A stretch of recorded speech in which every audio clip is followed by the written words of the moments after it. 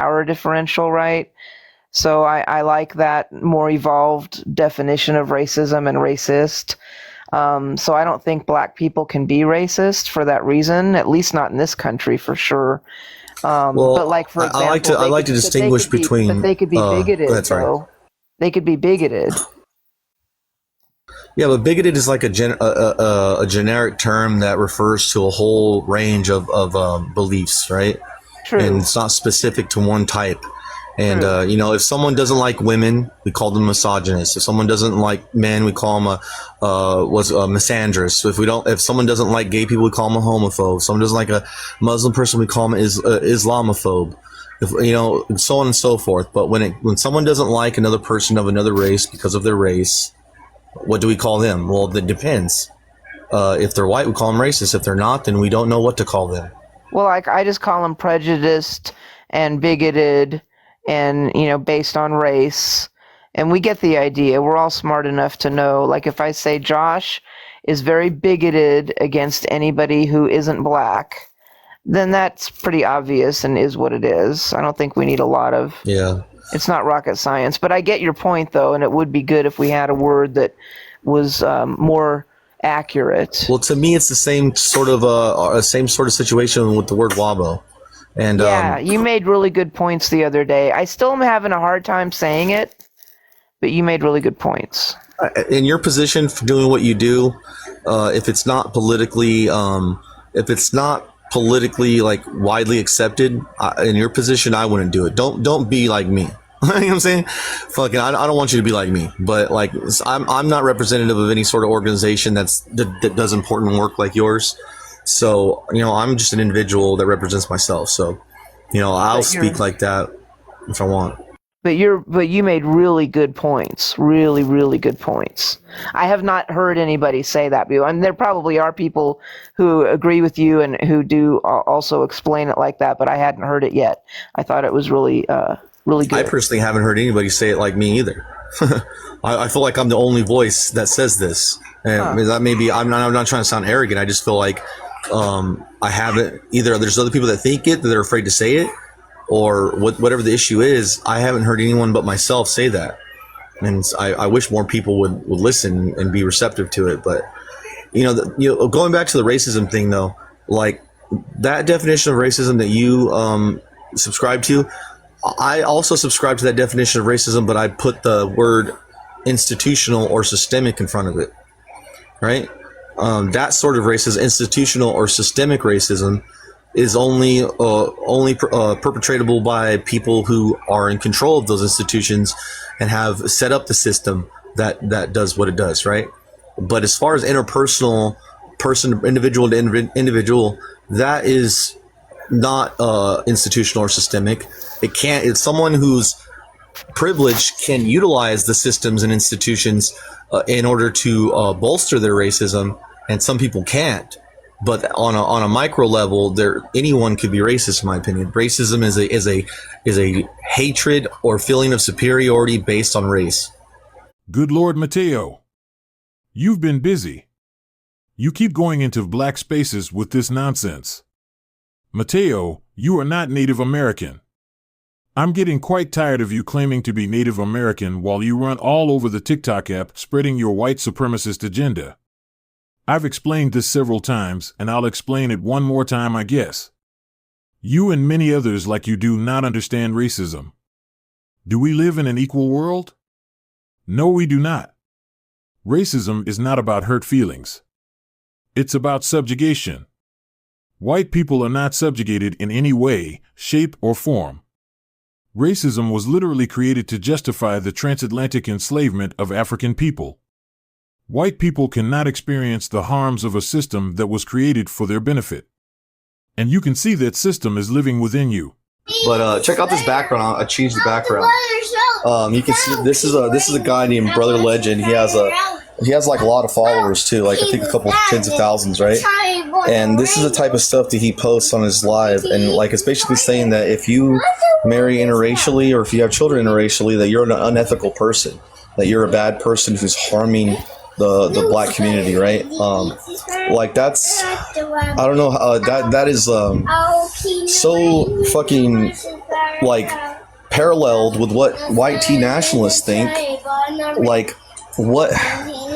Yeah, Like seems very materially, racist. what difference or like what difference does it make between what they believe and what a white nationalist believes in people's lives? Like if we were to implement their policies, like it would effectively be no different. There would be no difference between their platforms. I used to think that the difference was the lived experience of the black person versus the white person. For example, the black person, if the black person has had a lifetime of oppression and a whole lifetime of facing discrimination simply because of the color of their skin, and a whole lifetime of harm, etc., right? And the white person didn't. So when it's kind of like with American Indian people, when we react to, like, we're just sitting around minding our business being Indian, right? And then somebody does something terrible to us and we react, and people think, we're the bad guys because we have a reaction, we have emotions, it feels about it, right? But it's because we're reacting to oppression. We're sitting here minding our own business, not hurting anybody, and somebody does something bad to us, we respond. We're responding to years and years and years of G-side and oppression. And so I feel like if a black community or a black person reacts to something after years and years and years of oppression and racism, that it's probably justified. Your narrative is deeply rooted in white supremacy. The main reason behind your stance seems to be your marriage to a white woman with whom you have white children. Mateo, you fail to see that you are doing a disservice to the very community you claim to belong to. You appear to be willing to throw everyone under the bus due to your infatuation with whiteness. Yeah, so it enables lateral violence between minority groups, and and another thing that I found problematic with it is that there was this at one point there was a hierarchy that was described where they said because there is a racial hierarchy in the West in the United States, but then the question was asked, who is at the bottom of that racial hierarchy? I'm not recording, but I doubt Lady Beach Bum is. She's a comrade, but they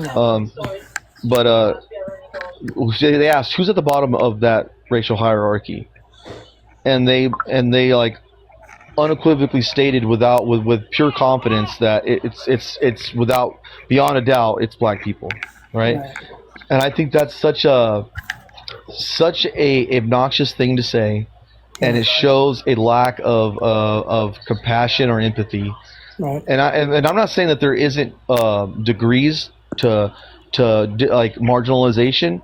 Mm-hmm. For sure, black people are amongst the most marginalized and the most affected by racism. But so are indigenous people. Right. And I think it's really, really fucking a stupid game to play about arguing about who's at the bottom.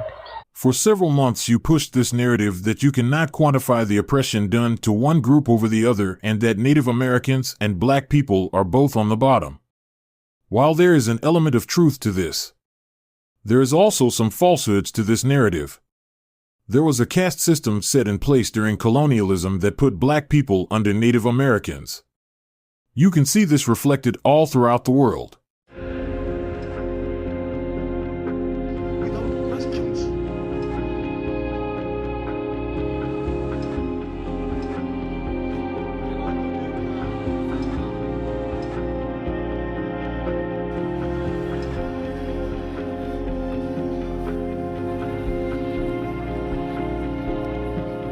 Look at everybody outside. Everybody is outside. Look at the Chinese police. They won't allow us to rest. They chased us away from our house. We don't have anywhere to live. They are pursuing us. Why? We are students. We are students. We are students. We are students. These are the black communities. We are not allowing any black people to enter inside the case. We are all here.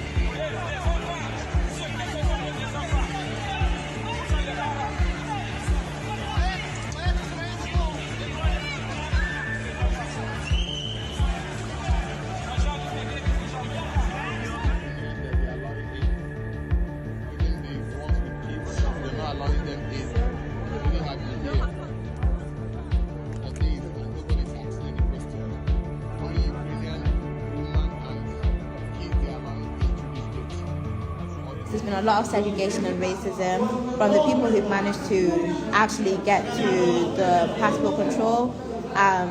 It seems like there's a hierarchy of Ukrainians first, Indians second, Africans last. So there has been a lot of segregation.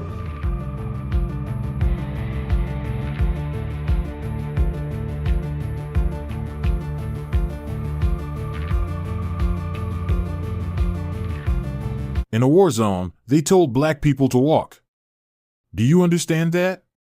Their dogs were allowed on trains over human beings. Did you know that there are white-only towns in Africa? There is no secure access to enter this rural South African town, similar to so many others. But very quickly, the uniqueness of Orania is obvious. Here, everyone is white. Nestled in the Karoo, a semi-desert area lost in the middle of the country, its population of 2,500 Afrikaners are descendants of Dutch and French Huguenots who arrived in the 17th century.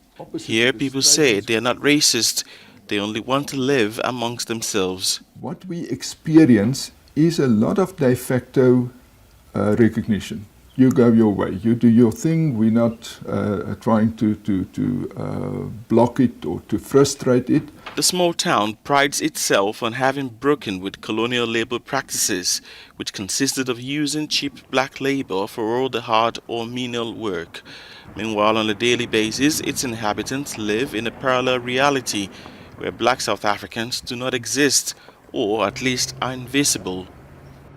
If white people can experience racism, how in the hell do they have whites-only towns in Africa?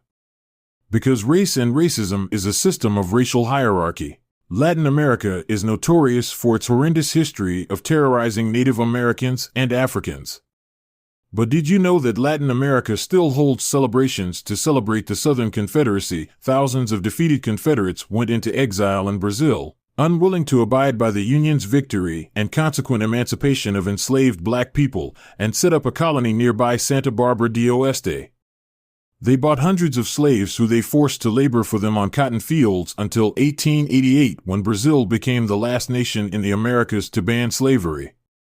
Now, on the site of a cemetery for the colony, the descendants of the American Confederates host an annual festival. There is nowhere on this planet that white people can experience racism. Racism is systemic. Interpersonal racism is just individuals who have internalized what the system instilled, which is white supremacy. I think the only way to resolve that is to just agree that we're both at the bottom, you know? Yeah. But they It's would the never same agree. conversation that, it's the same conversation that you would have with a white racist who says, I've seen these conversations with white people where they say, oh, well, look at the state of the black community. Why is it all these problems? Violence, domestic violence, teen pregnancy, why, poverty? Why are these issues existing? And then I often point out to them that these issues exist within every single ethnic minority group in almost every single country: Australian Aboriginals, Maori in New Zealand, Native American people. It's the nature of oppression. It's the nature of the system that we live in. You know what I mean? Yeah, as we say, this guy goes, brah, you not slick trying to bring up us true indigenous people overcome your issue we don't have. What the fuck? It must be a wabo. It's one of those. Yeah. The nerve to say brown peeps are anti-black. And from the comment here, you can see that Legal CC is once again displaying her anti-blackness as she attempts to dismiss the fact that anti-blackness happens all the time in the Latino community. From what I've been able to gauge from these live streams and discussions is that many of you don't understand the concept of racism, you don't understand xenophobia or what anti-indigenous behavior is.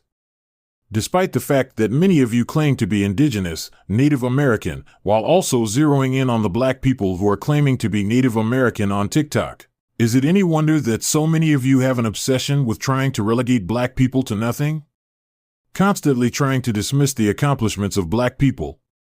Take this encounter for example. So before I get into why I'm responding to this comment, for context, I want to show the part of the video in which why I asked the question of how did African Americans assist with immigration policies during the civil rights movement. Had it not been for the advocacy of Black people in the United States and our fights for civil rights, many Central and South Americans wouldn't even be able to be here in the U.S. That is a sad reality. So I kind of figured you were going to use the Immigration Act of 1965, aka the Hart-Celler Act.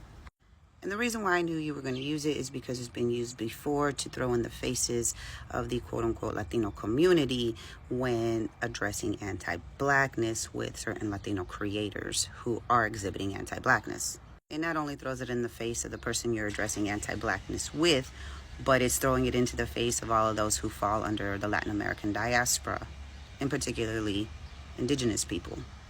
And it kind of turns into the "we did this for you, so how dare you be anti-Black to us" type of scenario, which then leads into a pissing match of these other communities saying things like, well, hold up, but we did things for you as well.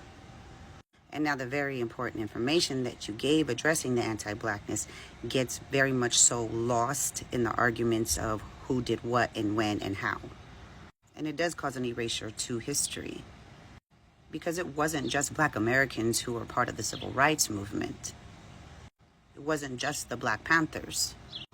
It was also the Brown Berets. It was the Young Lords. It was the Rainbow Coalition. It was the Chicano Movement.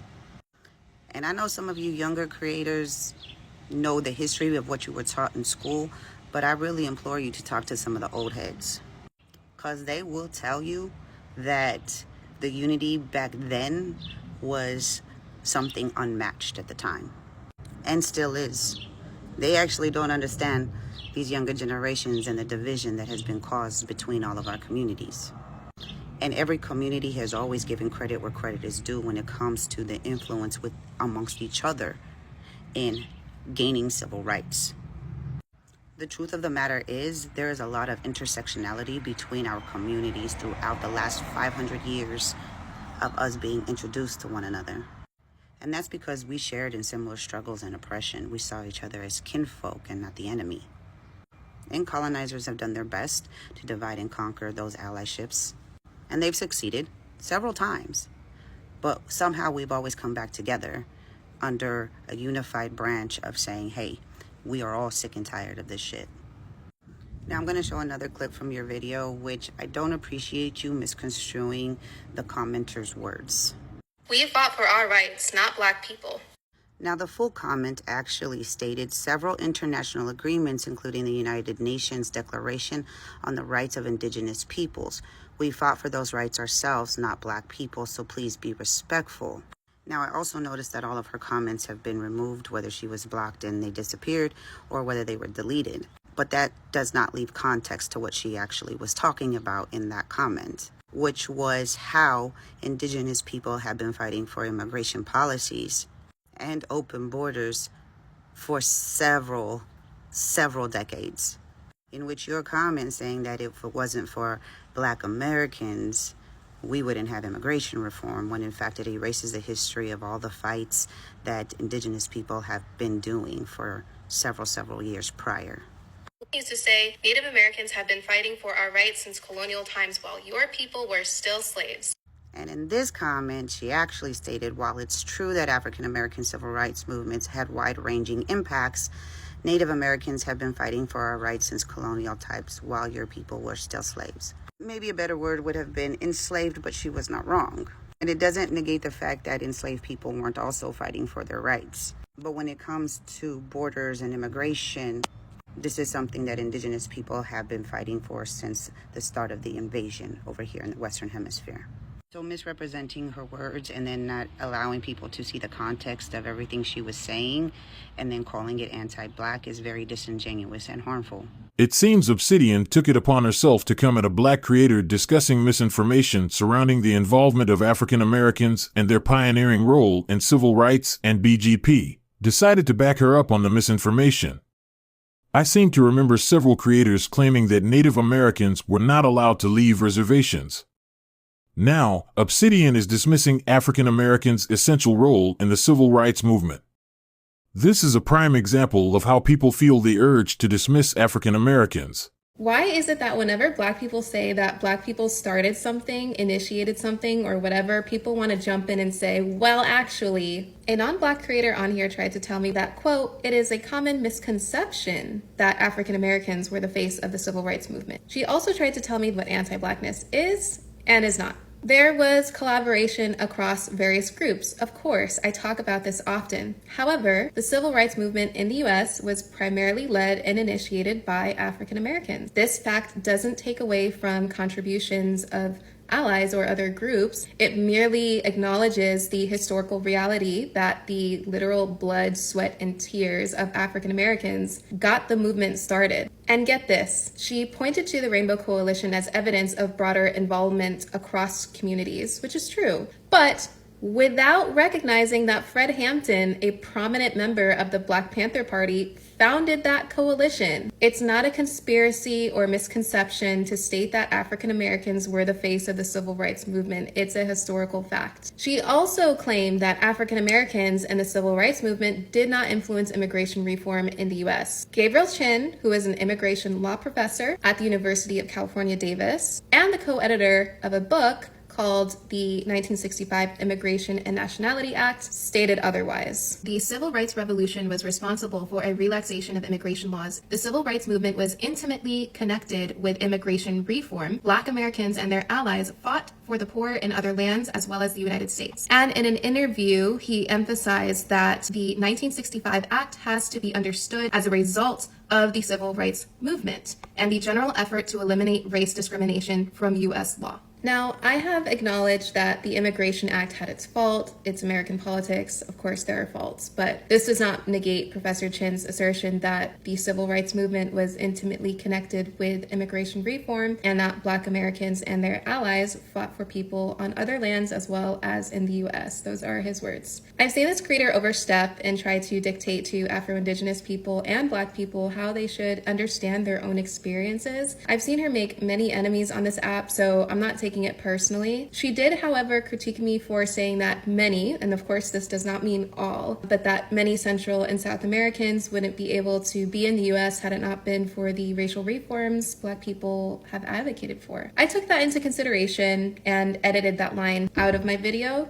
It's the debunking Black fragility one. And I only mentioned immigration because the original person talking about Black fragility that I was responding to was talking about migrants specifically. And now that I think of it, it's also interesting how she put forth all this energy through messages and videos to try and collect me, but didn't come for the person I was responding to in my original video that was spewing anti-Blackness. That said, I talk about on my page how borders aren't real and how Central and South Americans, particularly Indigenous people and their descendants, should be able to access North America without difficulty as our ancestors would do so prior to the imposition of colonial borders. But unfortunately, the borders exist, and because of the civil rights movement, this led to lots of racial reform, including in the realm of immigration, as I previously stated with citations from scholars in the field of immigration law. So anyways, don't let anyone make you feel like the civil rights movement being primarily associated with African Americans is some grand conspiracy. Like, please. And don't let someone try to actually you out of things you know about your history and people.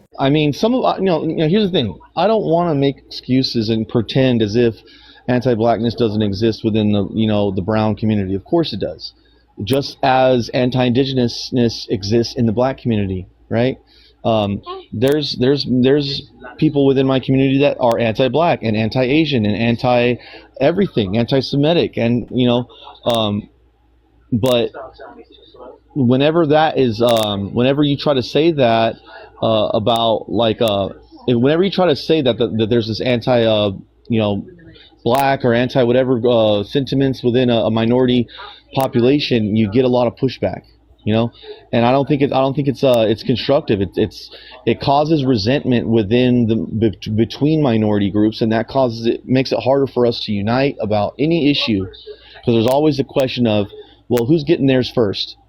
Oh, because the person who gets it first should be the person who has it the worst, and clearly that's our group. No, that's our group. Well, you guys did this to us. Well, you did that to us too. So it's like fucking shit.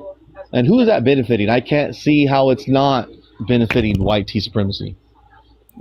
Well, it does, and even the separation of like poor white people in the same way, the division. You know what I mean? It's very purposeful. If you just take a step back and people look at it, you can see it's purposeful. It's the the rulers of the world. They want everyone to be divided, and there's like strategic attempts at doing that, and a lot of people fall for the okie doke. You know what I mean? Yeah, last night on Cali X's live, I was talking to a guy and said that black people can't be racist, and he also said that Mexicans and indigenous people can't be racist, right? But he was saying that like they can't be racist because racism was invented by white people, and that it's a white supremacist system, and that even though black and brown people may do racist things to one another, they don't benefit from it, and only white people benefit from it. And that's not true. I mean, obviously, if you look at the anti-immigrant sentiment that's going around, right now, especially with the Trumpies and stuff like that, that's not true at all. It's finding a scapegoat and marginalizing a group of people is not new. It happens all the time, and right now, black people in the United States are not the main group being targeted as a scapegoat.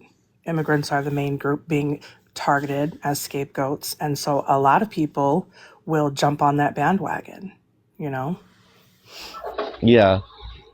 And I told that I also brought to that person that not to say that every single white T person benefits from racism is I don't think that's true. I think in many ways it's actually a detriment more than anything, because absolutely they believe that their racial identity interest is doing them more of a benefit than their economic or class interest, which is most definitely not. And so they'll vote against their own economic self-interest in order to retain some sort of racial interest or racial identity interest. But in the long run, their poverty rates are going up too. Their unemployment rates are going up too. Their life expectancy is going down. All these markers for prosperity are diminishing amongst the white population, albeit at a slower rate compared to minorities, but the same mechanisms that are affecting us are affecting them, but only to a slightly lesser degree. Right. And what incentive do they have to cooperate with us on those common interests, class interests, if all they ever hear from the black and brown community is how whatever sort of racism that they have experienced is well deserved, and there's no empathy for it. Well, yeah, it's true, and not only that, but I whenever I have these conversations with people, I often I try to remind people too that in history, just white supremacy itself has not only been targeted towards black people and indigenous people or people of color, it's also been targeted towards white people. They brought children to, I don't know if I can say it on YouTube, but to I guess to lynchings. They brought children. That was to terrorize. That was to teach that you can't interact, you can't intermingle. People are a lot of white people were terrorized from small children, in not the same way, but in a similar way, taught that you'll be outcast or you'll be harmed physically if you interact in the wrong way, and that has a generational effect on people. You know what I mean? Yeah. So I feel like a lot of these people who discuss these issues, they're not really trying to solve any societal problems or make any progress towards equality or less oppression. They are filled with resentments. They have impotent rage, and they want to vent as a way of relieving the pressure, or else who knows, right? They'll go into a fit of depression or something. I don't know why they do it. I don't understand what sort of catharsis they get from it. Like, I get none. Like me, bullying white people for their racism. Now, I'll debate white people about their racism, but I don't get any sort of pleasure about calling them Mayo demons or cave beasts, especially when a lot of that stuff is based on white supremacist pseudoscience anyways, Yeah. Well, a lot of the divisions that a lot of the divisions that like black people and people of color also think that they have are, yeah, they're based in white supremacy. I've heard a lot of things like, oh, we're not the same species. Like the things like, I'm like, are you listening to yourself? That's insane what you're saying. Like, do you know where that comes from? Like, do you know why you believe that? Some guy on Cali X's live last night straight up said, "You're not human, but you're not human." It's like, what the fuck? Well, that's I was like, dude, why? Yeah, like you're literally like you're literally dehumanizing someone. That's crazy. You don't hear yourself. And, I told this other guy one time, like, you're spitting directly from like Hitler's playbook right now. Like the things you're saying, that's what it sounds like. And you don't even realize that that's what you sound like, And like, they say, oh, well, white people invented this racism and they invented this white supremacy. So black people can't do it. Right. But hold on. I got to change this diaper. Hold on. I don't know. Shoot. Hold on. Just a second. Yeah. So like I was saying, last night I was on live and I was talking about how, just because white people invented white supremacy as a form of like racial, like a system of racial control and oppression, and it doesn't mean that like a black person can't also come to the same conclusion. It's like saying, nationalism was invented by white people in Europe. That's a fact, right? Yeah. So there's no such thing as black nationalism. Black people can't be nationalists because they didn't invent it. Right. Black people cannot be star basketball players because white people invented basketball. Anything that a white person invented, a black person could never ever do. They could never do it as good as a white person, or they could never benefit from it like a white person does. They could only ever just help the white people more by participating in it, which is nonsense. Well, no, and they can internalize those things and then turn it against. Yeah, of course. That's what I was saying. I was like, the African American people who were separated from their like philosophical foundations that come from Africa, like they were severed from their like oral histories and their philosophies and their ethics that they grew out of. Right, they were severed from it. So the only source that they had to pull from was the culture that they were most proximity to, which was white supremacist culture. So whenever they looked at the white supremacist culture, they saw this is how the white man sees his power for himself. This is the methods and the strategies that they use to gain power over whatever place that they want. So they just took that playbook, copied, cut and pasted out the white people, put in the black people, and to say that is like the people will tell me, well, even that's white supremacy. It's like, well, maybe it's based off the white supremacist playbook, but they've clearly made some edits. You know what I'm saying? And also, this is mental gymnastics. It's ironic, really. Your ideology is harmful not only to Native Americans, but also to Mexicans and other immigrant groups. By insisting that white people experience racism, you invalidate the history and suffering endured by many Native Americans. So it's also a thing where you're not wanting to liberate everyone. You're wanting to just switch who's at the top of the hierarchy. And that's counterproductive. You know what I mean? It's like, I want to gain power so that I can then be an oppressor in a way. I was on a live in a like a feminist chat, and there was a black man in the chat, and he basically was saying that feminism is detrimental to the black community. And I'm like, what? He couldn't fathom the concept that like women are oppressed, but he could clearly understand the idea of black people being oppressed by white people, but like he couldn't fathom the idea of women being oppressed by men. It was so strange.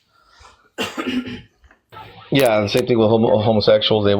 But like the group that I was in, they seemed like that wasn't really their angle. They're more like the pseudo left, like postmodernist types, Yeah.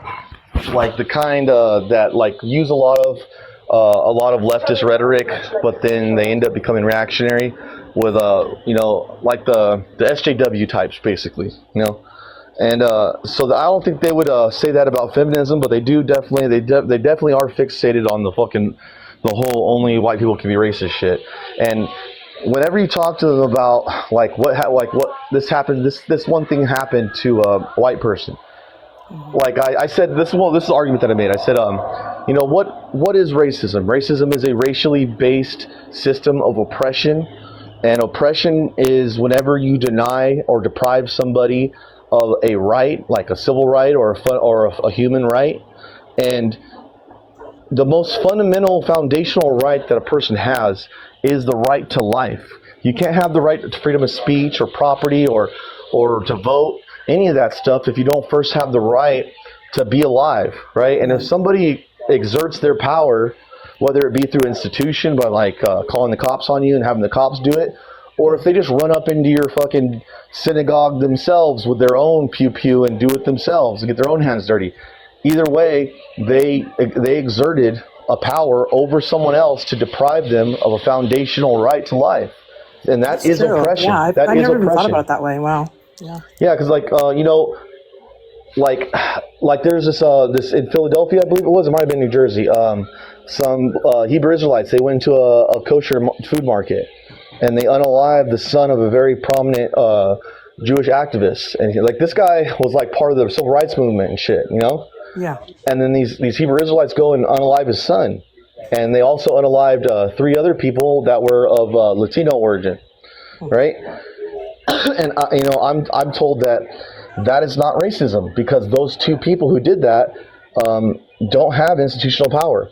But like, you don't need specifically institutional power. You still have the power to unalive somebody, and you personally can have enough power. We all have enough power to take someone's life and to deprive them of that foundational right to live. And so when you do that, you are oppressing them. And if your motivation for exerting this oppression over them is racial, then it is racism. I saw something recently when I was scrolling on TikTok. It appears that Tough Lady is now claiming that a southern native tribe aren't native. This is what white supremacy does. It comes in and gets cozy and waits for its moment to strike. They distracted you with nonsense.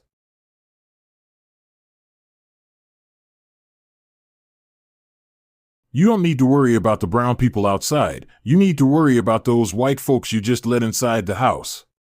The call is coming from inside the house. Black people were never your enemy. What puts the cherry on top is Mateo was defending her in the comments.